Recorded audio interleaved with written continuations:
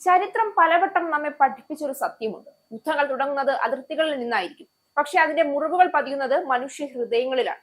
ഇന്ന് വീണ്ടും ലോകം ആശങ്കയുടെ അരികിൽ നിൽക്കുകയാണ്. അമേരിക്കയും ഇറാനും തമ്മിലുള്ള വാക്കുകളുടെ തീപ്പൊരി ഒരു വലിയ കാട്ടുതീയായി മാറുമോ എന്ന ചോദ്യമാണ് ലോക ജനതയുടെ മനസ്സിൽ. അധികാരത്തിന്റെ ഭാഷയിൽ മുഴങ്ങുന്ന ഭീഷണികൾക്കിടയിൽ സമാധാനത്തിന്റെ ശബ്ദം വീണ്ടും കേൾക്കുമോ എന്ന ചോദ്യം കൂടുതൽ പ്രസക്തമാവുകയാണ്. അമേരിക്കൻ പ്രസിഡന്റ് ഡൊണാൾഡ് ട്രംപ് ഇറാനെതിരെ നടത്തിയ ഏറ്റവും പുതിയ മുന്നറിയിപ്പ് ലോക രാഷ്ട്രീയത്തെ വീണ്ടും സംഘർഷത്തിന്റെ വക്കിലെത്തിച്ചിരിക്കുകയാണ്. ചർച്ചകൾ നീണ്ടുപോവുകയാണെന്നും ഇനി അതിന് വില നൽകേണ്ടി വരുമെന്നുമുള്ള അദ്ദേഹത്തിന്റെ പരാമർശം പശ്ചിമേഷ്യയുടെ ആകാശത്ത് വീണ്ടും യുദ്ധമേഘങ്ങൾ കനക്കുന്നതിന്റെ സൂചനയാണ്. സമീപകാല സൈനിക നടപടികൾക്കും പരസ്പര ആക്രമണങ്ങൾക്കും പിന്നാലെയാണ് ഈ മുന്നറിയിപ്പ് ഉയർന്നത്. അമേരിക്കയുമായി കരാറിൽ എത്തിച്ചേരാൻ ഇറാൻ വൈകുന്നതിൽ രൂക്ഷ പ്രതികരണവുമായാണ് US പ്രസിഡന്റ് ഡൊണാൾഡ് ട്രംപ് രംഗത്തെത്തിയത്. ഇറാനെതിരെ കൂടുതൽ സൈനിക നടപടികൾ ഉണ്ടാകാൻ ഇടയുണ്ട് എന്ന സൂചനയും അദ്ദേഹം നൽകി. ഇറാനെതിരായ US സൈനിക നടപടിക്ക് തൊട്ടു പിറ്റേന്നാണ് ട്രംപിന്റെ ഈ പ്രതികരണം പുറത്തു വന്നിരിക്കുന്നത്.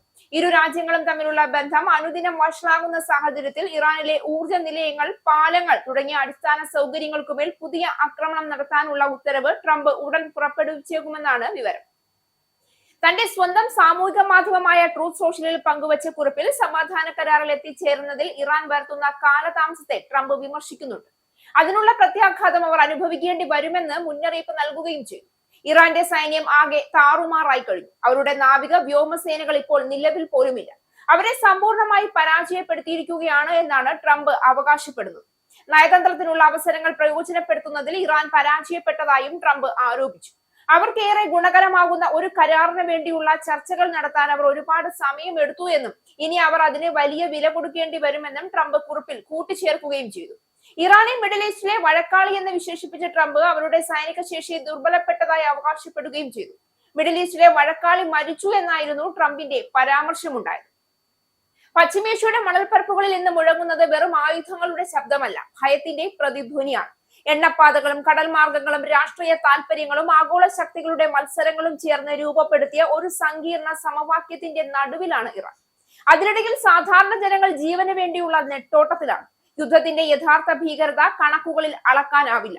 മരിച്ചവരുടെ എണ്ണം ചരിത്ര പുസ്തകങ്ങളിൽ രേഖപ്പെടുത്താം, പക്ഷേ പ്രിയപ്പെട്ടവരെ നഷ്ടപ്പെട്ടവരുടെ കണ്ണീർ എത്രയെന്ന് ഒരു കണക്കെടുപ്പിനും പറയാനാവില്ല.